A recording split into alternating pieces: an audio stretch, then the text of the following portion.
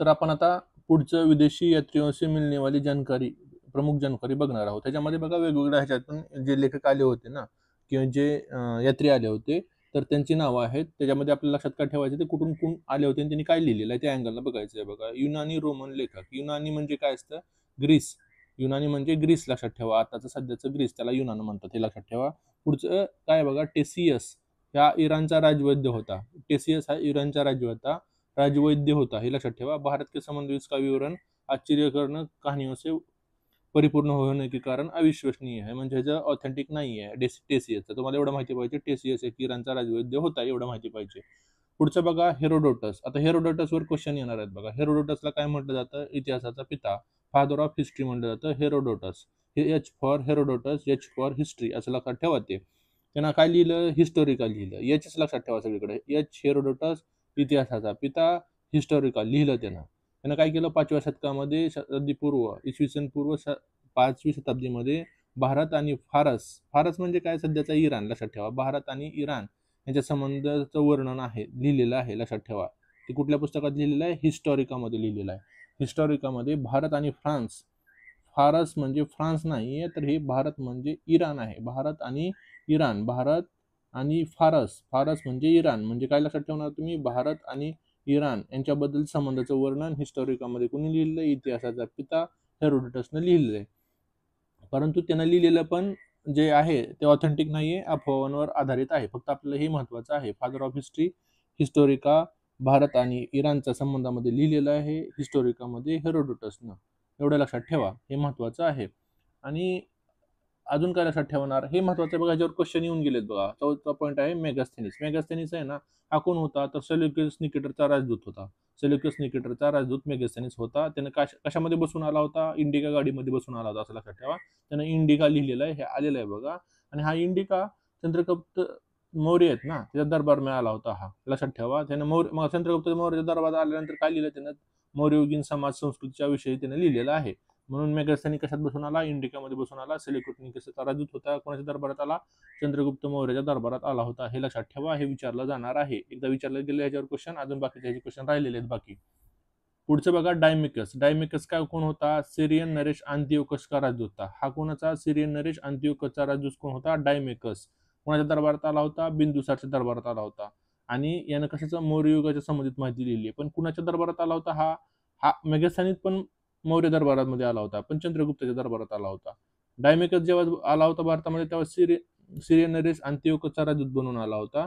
आणि तो बिंदुसारच्या दरबारात आला होता. डायमेकस बिंदुसारच्या दरबारात आला होता, एवढं लक्षात ठेवा. कोण कोणाच्या दरबारात आलं होतं हे तुम्हाला माहिती पाहिजे, हे लक्षात ठेवा. त्या अँगलनं क्वेश्चन बनवू शकतात. आता डायोनिसियस हा मिस्र म्हणजे इराण. मिस्र नरेश टॉमेली फिलोडेल्फस का राजदूत था, जो अशोक के दरबार में आया था. अशोकाच्या दरबारामध्ये कोण आलं होतं? डायोनिसियस आला होता. आणि इराणचा नरेश आहे ना, टॉमेली फिलोडेल्फस का राजदूत था, हे लक्षात ठेवा. मिस्र नरेश टॉमेली फिलोडेल्फस का राजदूत कोण होता? तर डायोनिसियस होता, आणि तो अशोकाच्या दरबारामध्ये आला होता, हे माहिती पाहिजे. पुढचं बघा आहे टॉमेली. टॉमेलीवरून महत्वाचं आहे बघा. त्यानं काय केलं होतं? 2री शताब्दी में भारत का भूगोल पुस्तक नाव लिहिलं. पुस्तकाचं नाव काय? भारताचा भूगोल. भारत का भूगोल कुणी लिहिलेला आहे? टॉमेलीने लिहिलेला आहे. असं विचारलं जाऊ शकतं. भारत का भूगोल कुणी लिहिलेला आहे? टॉमेलीने लिहिलेला आहे. पुढचं पॉईंट आहे बघा, प्लिनी. प्लिनी कोण होता? इसने प्रथम शताब्दी में नॅचरल हिस्ट्री नामक पुस्तक लिखी. यानं काय केलं होती? नॅचरल हिस्ट्री नामक पुस्तक कुणी लिहिलेलं आहे? प्लिनीने लिहिलेलं आहे. इसमें भारतीय पशुओं, पेड़ पौधों, खनिजों पदार्थ के बारे में विवरण मिळतं आहे. ह्यानं काय लिहिलं? नॅचरल हिस्ट्रीमध्ये काय आहे? तर बघा, पशु, पेड़ पौधे, खनिज ह्याच्याविषयी माहिती कुणी लिहिलेली आहे? प्लिनी. प्लिनीनं काय लिहिलेलं आहे? नॅचरल हिस्ट्री लिहिलेली आहे. कसली हिस्ट्री? नॅचरल हिस्ट्री प्लिनीनं लिहिलेली. हे पुढचं एक पुस्तक आहे बघा, पेरिप्लस ऑफ एरिथ्रेसी. ह्याची लेखक माहिती नाहीये, पण ह्याच्यामध्ये काय लिहिलेलं आहे? भारत के बंदरगाहों तथा व्यापारी वस्तुओं के बारे में जानकारी मिळते है. हा एक लेखक होता, तो भारताच्या यात्रेवर आला होता. त्याने काय लिहिलेलं आहे? भारताचे बंदर आहेत आणि व्यापारी वस्तूच्या याच्यावर त्याने माहिती लिहिलेली आहे, परंतु हा अननोन लेखक आहे, पेरिप्लस ऑफ एरिथ्रेसीचा, हे लक्षात ठेवा. पुढचे बघा, हे फेमस पण आहेत, आणि ह्याच्यावर क्वेश्चन नेहमी येतात. फाईयान आणि हुएनसांग हे 2 असे कॅरेक्टर आहेत, ह्याच्यावर क्वेश्चन कायम येतात, हे लक्षात ठेवा. आता फाईयान कसा कोणाच्या? आता सी सेकंडच्या दरबारात आला होता, चंद्रगुप्त सेकंडच्या दरबारात, असं C2 करून घ्या, तुमच्या लक्षात राहील. फाईयान कुठलं यान आहे? फाईयान ही चीनी यात्री होता। गुप्त नरेश चंद्रगुप्त द्वितीयच्या दरबारामध्ये आला होता। इसके विवरण मध्य प्रदेश के समाज एवं संस्कृति के बारे में वर्णन किया। हे कुठं मध्य प्रदेश जे आता आहे ना त्याच्या समाज आणि संस्कृतीच्या बारे में लिहिलेलं आहे। कुणी फाईयान, हा कुणाच्या दरबारात आलं होतं? हे यान चंद्रगुप्त द्वितीयच्या दरबारामध्ये आलं होतं। इसने मध्य प्रदेश की जनता की सुख और समृद्धी में त्याचे विवरण केलेलं आहे, सुख आणि समृद्धीचं मध्य प्रदेश जनतेचं। आणि 14 वर्ष भारतात राहिला हा कोण? कुठलं यान? फाईयान चंद्रगुप्त सेकंड। हे लक्षात ठेवा, ह्याच्यावर क्वेश्चन आलेले आहेत बरं का, अजून पण येणार आहेत ह्यात। आता संयुगन कोण होता? इसने अपने 3 वर्ष की यात्रा में बौद्ध धर्म की प्राप्तियां की एकत्रित की। एवढं काही महत्वाचं नाही। हा संगुयन पण आला होता। ज्यावेळेस हे यात्री आला होता भारतात, ते यात्री आला का? असं जर असेल तर ऑल ऑफ द अबावकडे जा, कारण प्रत्येक यात्रीचं पाठ करणं किंवा जो फिरायला आलेले यात्रेकरू आहेत त्यांचं जर पाठ करणं तर ते बरोबर शक्य होत नाही बघा। आता हुएनसांग काय आहे? हर्षा, लक्षात ठेवा। हुएनसांग फॉर हर्षा, ह्यात ह आहे, ह्याच्यात ह आहे। हुएनसांग हर्षाच्या दरबारात आला होता। कुणाच्या दरबारात आला होता हे महत्वाचं आहे बघा। हर्षवर्धन के शासनकाल में भारत आया था। हुएनसांग 629 ईस्वी में चीन से भारतवर्ष के लिए प्रस्थान किया और लगभग 1 वर्षामध्ये ते भारतामध्ये आला। सर्वप्रथम राज्य कपिसा में पोहोचला। ते पहिल्यांदा कुठं आला होता? हुएनसांग कपिसामध्ये आला। 15 वर्षात राहिला होता बघा। फाईयान किती? 14 वर्ष राहिला। हुएनसांग किती वर्ष राहिला? 15 वर्ष राहिला आणि भारतातून गेला। ह्यानं काय केलं? बिहार आणि नालंदा बिहारमध्ये नालंदा जिल्ह्यामध्ये नालंदा विश्वविद्यालय में अध्ययन करने तथा भारत से बौद्ध ग्रंथ एकत्र करने के लिए आया था। म्हणजे काय केलं त्यानं? बिहारमध्ये नालंदा विश्वविद्यालयामध्ये अभ्यास करण्यासाठी आणि जे बौद्ध ग्रंथ एकत्र करण्यासाठी कोण आला होता? हुएनसांग आला होता। लक्षात ठेवा, हर्षाच्या काळामध्ये आला होता, हे लक्षात ठेवा। ह्यानं जे भ्रमणवृत्तांत आहे म्हणजे जो फिरलेला आहे ते कशामध्ये लिहिलेलं आहे त्यांनी? सीयुकी नामक ग्रंथ आहे त्याचा, लक्षात ठेवा। सीयुकी हुएनसांग हर्षाच्या काळामध्ये, कुठला? सीयुकी असं त्यानं भ्रमणवृत्तांत लिहिलाय हुएनसांगनं।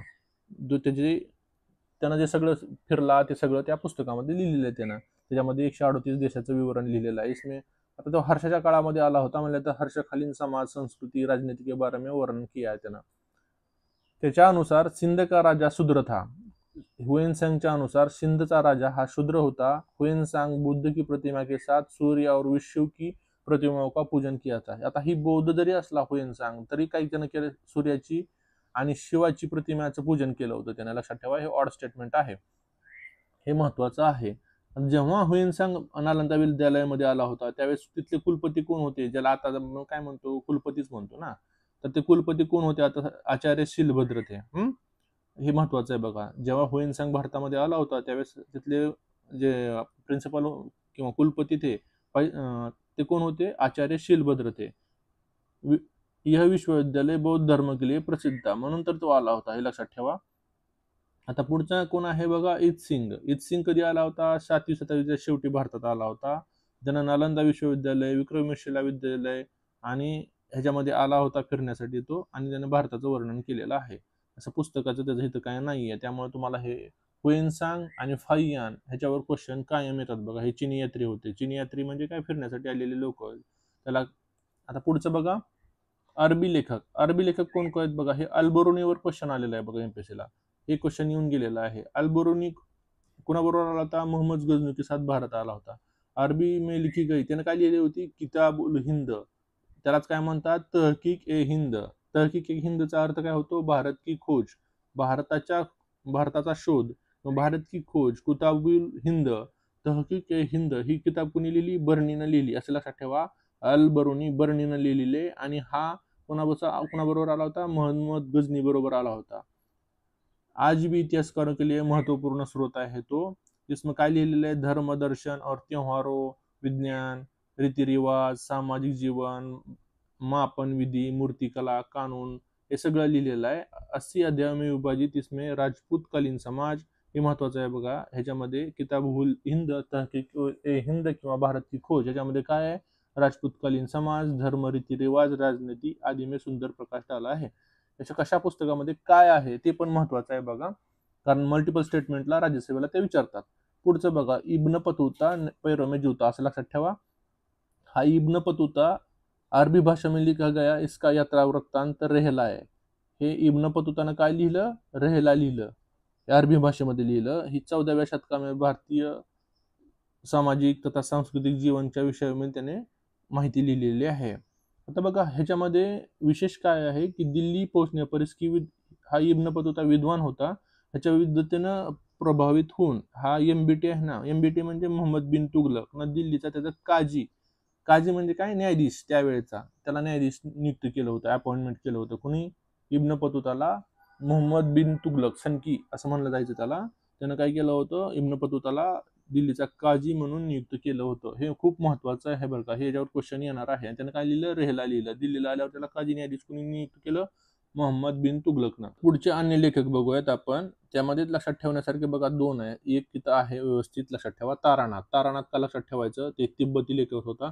त्यानं कंगूर आणि तंगूर ग्रंथ लिहिलेले आहेत. भारतीय इतिहासाच्या बारे में जानकारी मिळते आहेत.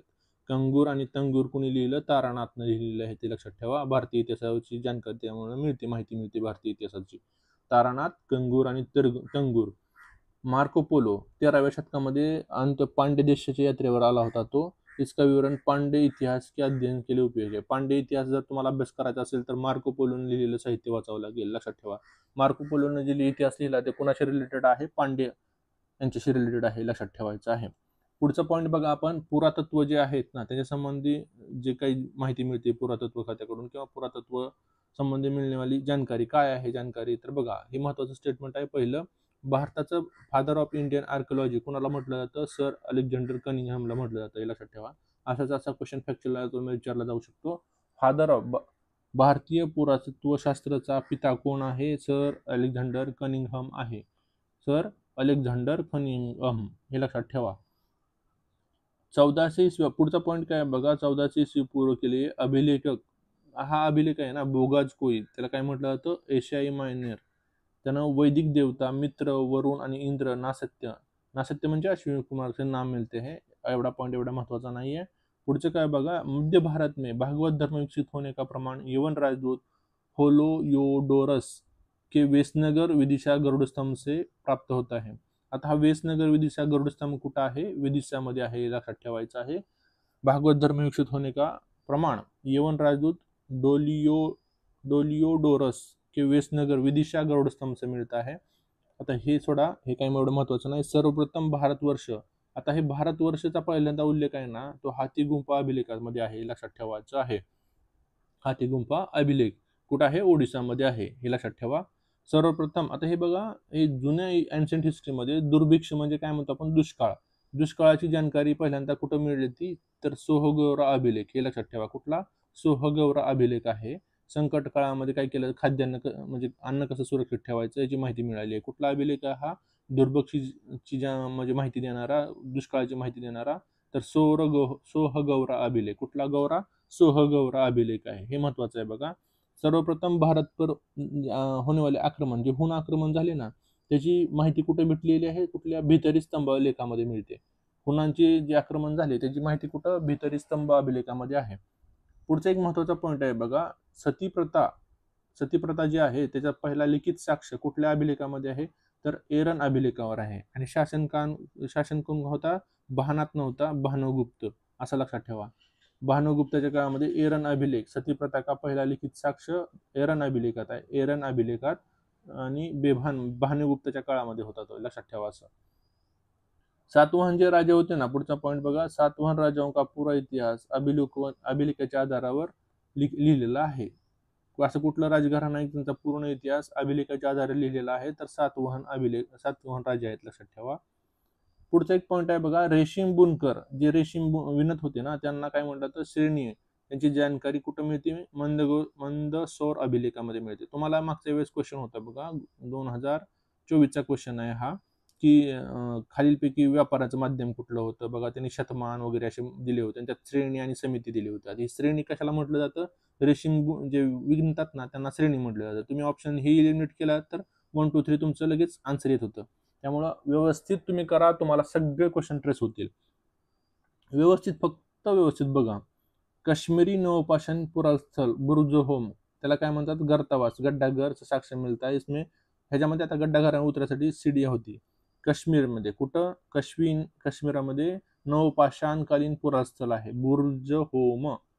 कुटस्थळ आहे काश्मीरमध्ये. कुठं आहे ते लोकेशन विचारतात बघा, ते ह्या अँगलनं विचारतात. काश्मीरमध्ये बुर्ज कुठं होतं? काश्मीरमध्ये नवपाषाणकालीन पुरास्थळ होतं. गड्डागर म्हणजे काय? खड्डा होता. गड्डागर म्हणजे असं त्यामध्ये उतरण्यासाठी शिड्या होत्या. प्राचीनतम सिक्कों को आहत सिक्के, जे प्राचीन काळी शिक्के होते त्यांना काय म्हणतात? आहत सिक्के म्हणत असतात. आणि इसी को साहित्य में काशार्पण कहा गया है. काशार्पण कशाला म्हणतात? आहत सिक्के जुन्या काळामध्ये असतात आणि त्यांना साहित्यामध्ये काशार्पण म्हणतात, हे लक्षात ठेवा. पुढचा महत्वाचा पॉइंट आहे बघा, सर्वप्रथम सिक्को पर लेख लिखने का कार्य, म्हणजे सिक्क्यावर लिहिण्याचं पहिला कार्य कोणी केलं? ग्रीक शासन. यवन म्हणजे काय? ग्रीक शासनाने किया. हे महत्वाचं फॅक्च्युअल स्टेटमेंट आहे. पहिल्यांदा सिक्क्यावर लिहिण्याचं काम, आता बघा भारत सरकार असं ते लिहिलं असतं बघा सिक्क्यावर, तर असं कोणी लिहिलं पहिल्यांदा? डोक्यात कोणाच्या आलं? ग्रीक शासक होते, त्यांच्या डोक्यात आलं. आणि समुद्रगुप्त हे क्वेश्चन येऊन गेलेलं आहे. समुद्रगुप्त की विना बजाती हुई सिक्के संगीत प्रेम होणे का प्रमाण मिळतं. एक सिक्के आहेत बघा समुद्रगुप्ताचे, त्याच्यावर तो ते विना वाजवत असल्याचं चित्र आहे आणि ते कशाचं प्रमाण आहे? तर ते संगीत त्याला आवडत होतं ह्याचं प्रमाण आहे. पुढचं बघा, अरिकमेडू. अरिकमेडू पुदुचेरी के निकट रोमन सिक्के प्राप्त. हे ठिकाण कुठं आहे? पुदुचेरीच्या जवळ आहे अरिकमेडू. तिथं कुठले सिक्के भेटलेले आहेत? रोमन सिक्के भेटलेले आहेत. नोट दिलेली आहे बघा. सबसे आता आपलं जे रिलेशन आहे ना, इंटरनॅशनल रिलेशन, ते पहिल्यांदा बर्मा. बर्मा म्हणजे काय? याला आपण ब्रह्मदेश म्हणतो, सुवर्णभूमी, त्याला म्यानमार. मालाया स्वर्णद्वीप, कंबोडिया कंबोज, आणि जावा म्हणजे यवनद्वीप, यवद्वीप स्थापित होईल. यांच्याबरोबर आपले पहिल्यांदा रिलेशन स्थापित झालेले आहेत. इथं दिलेले आहेत बघा महत्वपूर्ण अभिलेख, आणि ते कोणाच्या शासन काळामध्ये आहेत. आपल्याला कसं लक्षात ठेवायचं आहे? शासन आणि तो अभिलेख असंच लक्षात ठेवायचे, कारण तसंच जोडायला लावायला विचारलं जाईल. आता हे हाती गुफा अभिलेख आहे ना, हा ओडिसामध्ये आहे. हा कोणाच्या शासन काळामध्ये झाला? कलिंग राजा खारवेल.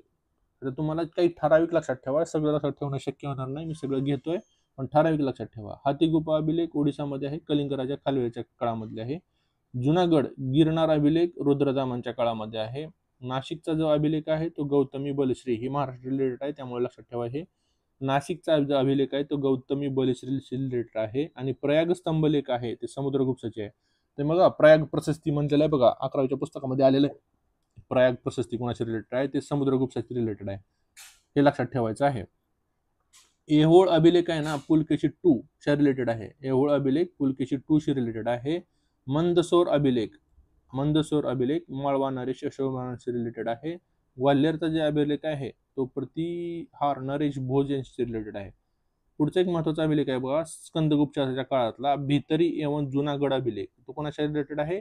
स्कंदगुप्त. तुम्हाला हे दोन तर माहिती पाहिजे. हातीगुफा अभिलेख कलिंग राजा खारवेल, नाशिकचा अभिलेख गौतमी बलश्री, प्रयाग प्रशस्ती स्तंभलेख आहे ना तो समुद्रगुप्ताच्या काळातला, आणि स्कंदगुप्ताच्या काळातला भितरी किंवा जुनागड अभिलेख, हे माहिती पाहिजे. आणि जे अभिलेख असतात ना, की दगडावर वगैरे लिहिलेलं, त्या अभिलेखाला काय त्याचा अभ्यास केला जातो, त्याला काय म्हणतात? इपिग्राफी. त्याचा अभ्यास केला जातो, त्याला इपिग्राफी म्हटलं जातं. आता पुढचा एक पॉईंट आहे बघा, इथं मंदिराच्या शैली दिलेत. आता हा भारत जर विचार केला तुम्ही, हा भारत आहे, तर असं तुम्हाला भारत काढला, तर नॉर्थ आहे हे, साऊथ आहे हे. तर नॉर्थला कुठली शैली आहे? तर नागर.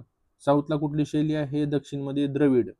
लक्षात ठेवा, दक्षिण नॉर्थला नागर, एन फॉर नॉर्थ, नॉर्थला नागर, साऊथला द्रविड, आणि दोन्हीच्या मध्ये म्हणजे दक्षिण पथ म्हणलं जातं त्याला. तर ह्याच्यामध्ये कुठली शैली आहे? वेसर. हे लक्षात ठेवा, हे येणार बघा, हे विचारलेलं नाही अजून.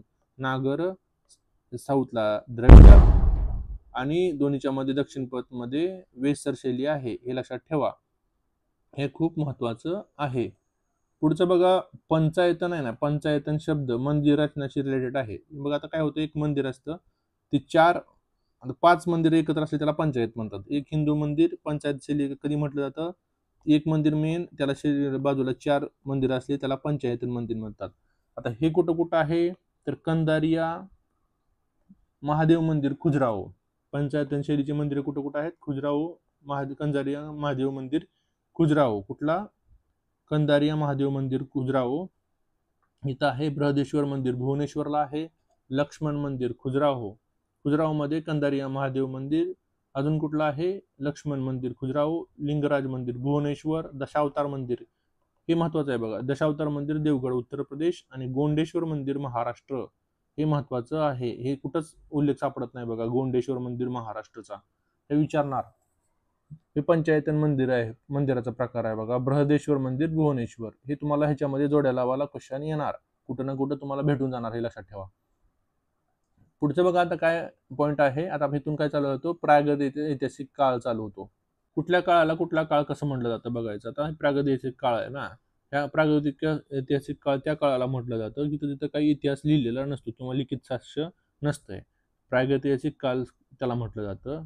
मग आता इतिहास कुठल्याला म्हटलं जातं, ज्याचं तुम्हाला लिखित साक्ष सापडतं.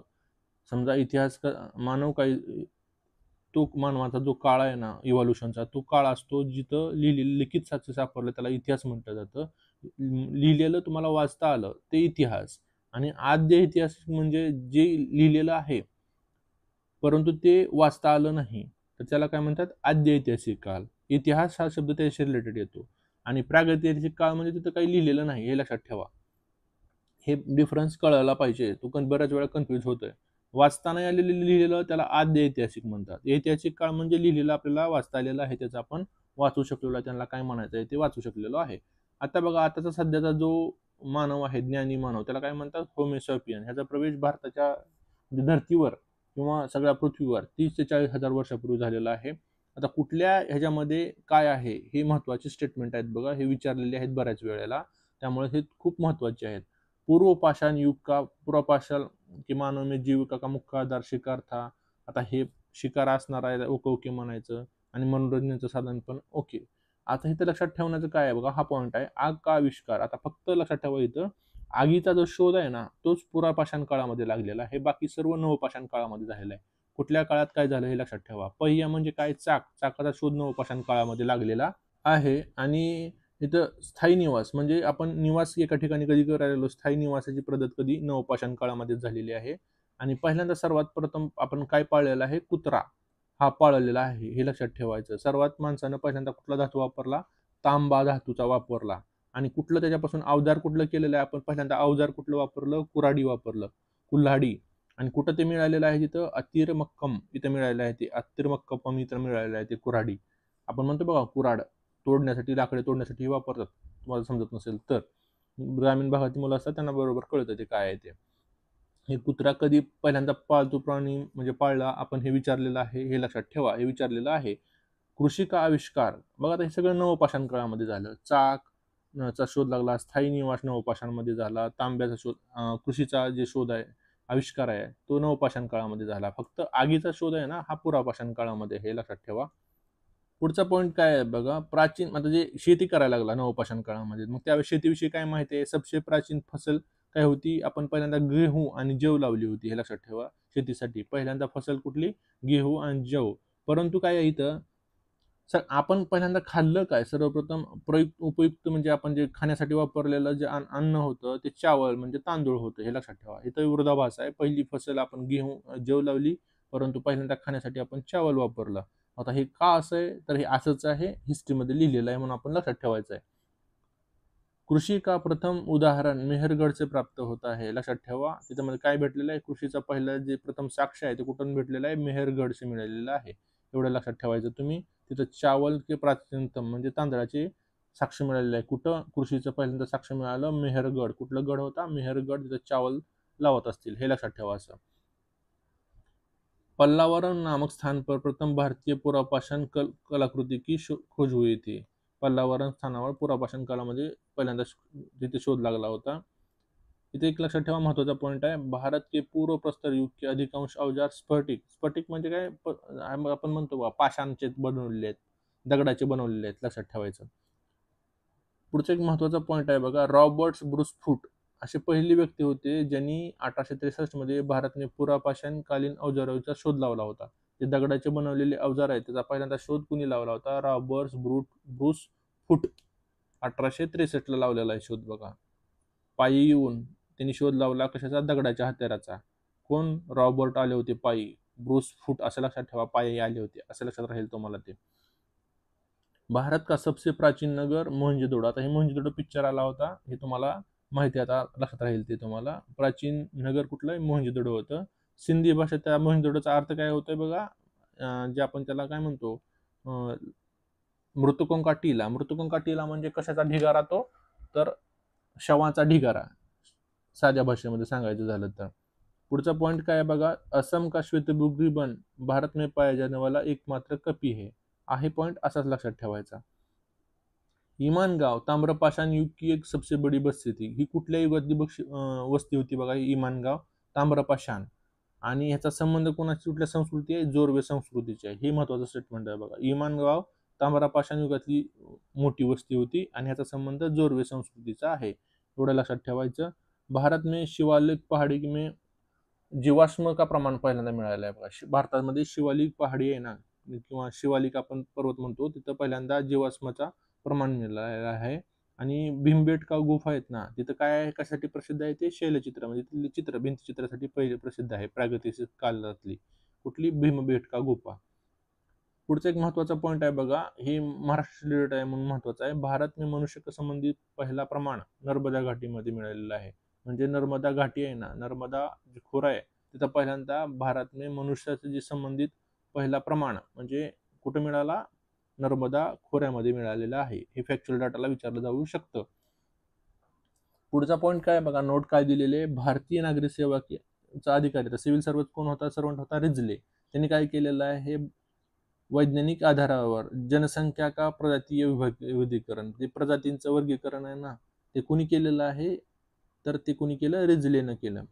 भारत की जनसंख्या, जी भारताची जनसंख्या आहे त्याचं प्रजातीय विभागीकरण म्हणजे वर्गीकरण कोणी केलेलं आहे, रिजले यांनी केलेलं आहे. हे फॅक्च्युअल डाटाला विचारलं जाऊ शकतं, हे लक्षात ठेवा. हे जे पॉईंट आहेत ना, तुम्हाला हे 6वी 7वी 8वी 11वीच्या पुस्तकामध्ये कुठेही मिळत नाही. तिथं बऱ्याच वेळा तुम्हाला आतापर्यंत आठवलं जे अनालिसिस झालं असेल की 5 ते 7 क्वेश्चन आतापर्यंत झाले. याच्यामध्ये किती पेजेस झाले, 2 ते 3 पेजेस झाले, हे लक्षात ठेवा.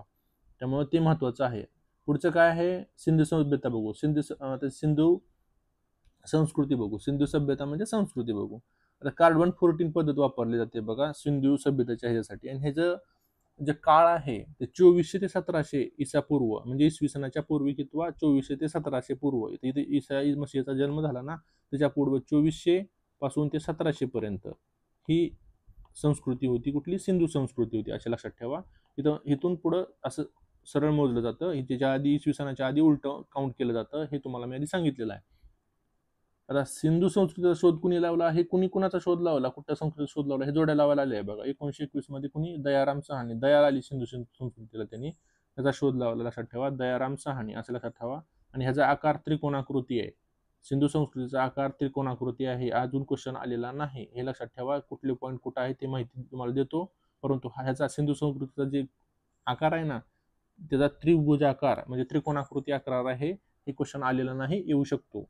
सिंधू ह्याच्यानंतर तुम्ही काय लक्षात ठेवणार, सिंधू संस्कृतीबद्दल. सिंधू सभ्यता कशामध्ये म्हटलं, सिंधू सभ्यता आहे ना, त्याला सिंधू संस्कृती म्हणतात. त्याला कशामध्ये ठेवलं जातं, आद्य ऐतिहासिक, त्याला प्रोटोहिस्टोरिक किंवा ब्रॉन्झ युगामध्ये ठेवलं जातं. सिंधू संस्कृतीला प्रोटोहिस्टोरिक किंवा ब्रॉन्झ. ही सभ्यता के मुख्य निवासी द्रविड आणि भूमध्य सागरीय थे. त्यांचे निवासी होते ना सिंधू संस्कृती, द्रविड आणि भूमध्य सागरीय होते. पुढचं बघा, सर जॉन मार्शल, भारतीय पुरातत्व सर्वेक्षण आहे ना, त्याचे तत्कालीन ते महानिदेशक होते. त्यांनी 1924 मध्ये सांगितलं होतं की सिंधू सभ्यता नामक एक उन्नत नगरीय सभ्यता पाए जाने की विधिवत घोषणा यांनी केली होती. त्या काळामध्ये 1924 मध्ये केली होती. सन जॉन मार्शल यांनी केली होती. आता सिंधू सभ्यता होती ना, ती त्रिकोणाकृती होती, तुम्हाला मी सांगितलेलं आहे. त्याच्यात पूर्वी, पश्चिम, उत्तर आणि दक्षिण हे जे पॉईंट आहेत ना, कुठपर्यंत पसरली होती ते महत्वाचं आहे बघा. सिंधू सभ्यता जर तुम्ही बघितलं, सिंधू सभ्यतेचं पश्चिमेचं स्थळ होतं तर दाशक नदी के किनारे सुतका जंदोर, ते बलुचिस्तानात आहे, हे लक्षात ठेवा. पश्चिमेकडं सुतका जंदोर बलुचिस्तानामध्ये आहे. पूर्वेकडचं हिंडन नदीच्या किनारी आलमगिरीपूर जिल्हा उत्तर प्रदेशमध्ये आहे, हे लक्षात ठेवा. उत्तरेकडचं चिनाब नदीच्या किनारी, उत्तरेकडचं जे स्तर आहे उत्तरेकडचं चिनाब नदीच्या किनारी अखनूर आहे, हे लक्षात ठेवा. अखनूर के निकट मांदा, जम्मू काश्मीरला, हे लक्षात ठेवा. आणि दक्षिणेचं महाराष्ट्रामध्ये आहे, त्यामुळे लक्षात ठेवायचं आहे. गोदावरीच्या किनारी दायमाबाद जिल्हा अहमदनगर महाराष्ट्र, दायमाबादमध्ये आहे, गोदावरीच्या किनारी. ही माहिती पाहिजे तुम्हाला सर्वांना. आणि हे त्रिकोणाकृती आहे, जरी नसलं इथं वाटत तरी ते म्हणायचं आहे त्रिकोणाकृती आहे, ओके म्हणायचं अशा गोष्टीला, कारण ते फॅक्च्युअल डाटा कुठेतरी बघून लिहिलेला असतो, हे लक्षात ठेवा. सिंधू ती जी सभ्यता होती किंवा जी सिंधू संस्कृती होती, कसली होती, ही नगरीय होती, ही नागरी संस्कृती होती, ग्रामीण संस्कृती नव्हती, हे लक्षात ठेवा.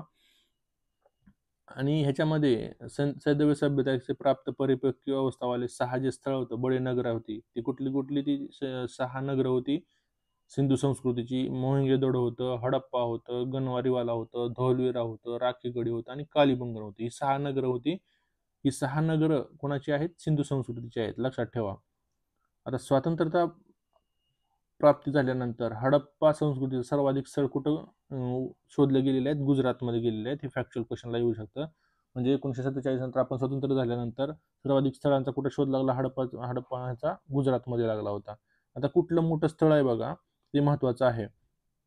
आता सिंधू घाटी की सबसे बडा स्थळ कुठं आहे? मोहनजोदडो आहे. हे आता पाकिस्तानामध्ये आहे. सर्वात मोठं स्थळ सिंधू घाटी म्हणजे सिंधू संस्कृती सर्वात मोठं स्थळ कुठं आहे? मोहनजोदडोमध्ये आहे. ते आता पाकिस्तानात आहे. मग भारतात कुठं सगळ्यात मोठं स्थळ आहे सापडलेलं? तर राखीगढी आहे. ते कुठं आहे? घग्गर नदीच्या किनारी हरियाणामध्ये आहे. हे लक्षात ठेवा. ह्याची शोध कोणी लावला होता ह्या घग्गर हरियाणा राखीगढीचा? तर हा सूरजभाननं लावला होता. भानात येऊन त्यानं राखीगढीचा घग्गर नदीच्या किनारी शोध लावला, कारण मोहनजोदडो गेलं कुठं? पाकिस्तानात, असं लक्षात ठेवा. मोहनजोदडो पाकिस्तानात गेल्यामुळे राखीगढीच्या नदीच्या किनारी, घग्गर नदीच्या किनारी राखीगढी याचा शोध कोणी लावला? हरियाणामध्ये सूरजभाननं लावलेला आहे. हे पॉईंट येणार आहे म्हणून तुम्हाला एवढं रिपीट सांगतो. तर काय लक्षात ठेवणार? लोथल एवं सुतकोतदा सिंधू नदीचं बंदर होते. कुठली? लोथल आणि सुतकोतदा ही सिंधू सभ्यता म्हणजे काय? सिंधू संस्कृतीचे बंदर होते, लक्षात ठेवा. आता हे कालीबंगन आहे ना, कालीबंगन हे महत्वाचं आहे बघा. ह्याच्यामध्ये 2 गोष्टी आहेत. कुठलं? जुते हुए खेत म्हणजे तिथं शेती केली जायची, आणि नक्षीदार इट ह्याचा प्रयोग कुठं केलेला आहे? इथं काळ्या जमीन होती, लक्षात ठेवा. असं तिथं शेती करायची, कालीबंगन. आणि नक्षीदार इटा काळ्या जमिनीपासून किंवा काळ्या मातीपासूनच करायचे, कालीबंगन, असं लक्षात ठेवा. ते लक्षात राहील. 2 गोष्टी महत्वाच्या आहेत बघा, नक्षीदार इटा आणि जुते हुए खेत. मोहेंजोदडो म्हणजे स्नानगार आहे ना. आता पिक्चर आला तर बघा, तिथं स्नानगार होतं, ते स्नानकुंड होतं मोठं. ते 7वी 8वीच्या पुस्तकामध्ये बरेच त्याचे फोटो बिटो आहेत बघा. हे एवढं लांब होतं, एवढं रुंद होतं. मग हे बघा, त्यावेळेस बघा ते बाथ घ्यायचे त्यावेळेस, लक्षात ठेवा. कुठले? मोहेंजोदडोचे लोक. आता अग्निकुंड कुठं होतं? अग्निकुंड लोथलला आणि कालीबंगनला आहे. ओके म्हणायचं.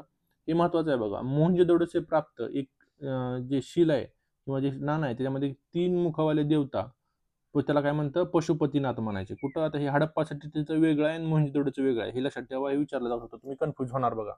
मोहेंजोदडो आहे ना, तिथं 3 जी शिल आहे किंवा ते शिक्का आहे, त्याच्यावर 3 मुखाचा वाला देवता आहे, त्याला काय म्हणतात? पशुपती.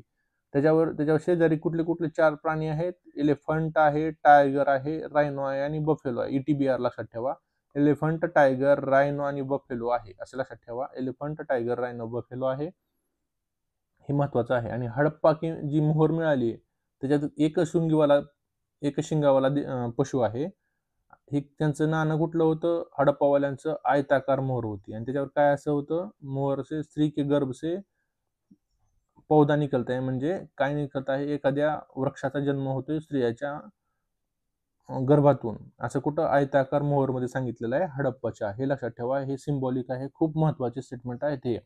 मोहेंजोदडोमध्ये हे आयताकार विचारलेलं आहे बरं का. हे आयताकार आकार होता हडप्पाच्या नाण्यांचा, हे लक्षात ठेवा. मोहेंजोदडो जे होतं त्याच्यामध्ये 3 शिंगावाला देवता पशुपतीनाथ, एलिफंट, टायगर आणि रायनो, बफेलो हे 4 प्राणी तिथे दाखवलेले आहेत. आणि मोहेंजोदडोचे नर्तकी एक कास्य मूर्ती मिळाली. कुठली कास्य मूर्ती मिळाली? मोहेंजोदडोला मिळालेली आहे, हे लक्षात ठेवा. मणके बनवण्याचे कारखाने लोथल आणि चौदाडोला आहेत, एवढं लक्षात ठेवायचं. सिंधू संस्कृतीची लिपी आहे ना, ती कसली आहे? भावचित्रात्मक आहे, हे लक्षात ठेवा. आणि ती लिहितात कशी? डावीकडून उजवीकडं, आणि एकापेक्षा जास्त लाईन लिहायची असेल तर डावीकडून उजवीकडं, पुन्हा उजवीकडून डावीकडं, आणि डावीकडून उजवीकडं असं लिहिलं जातं.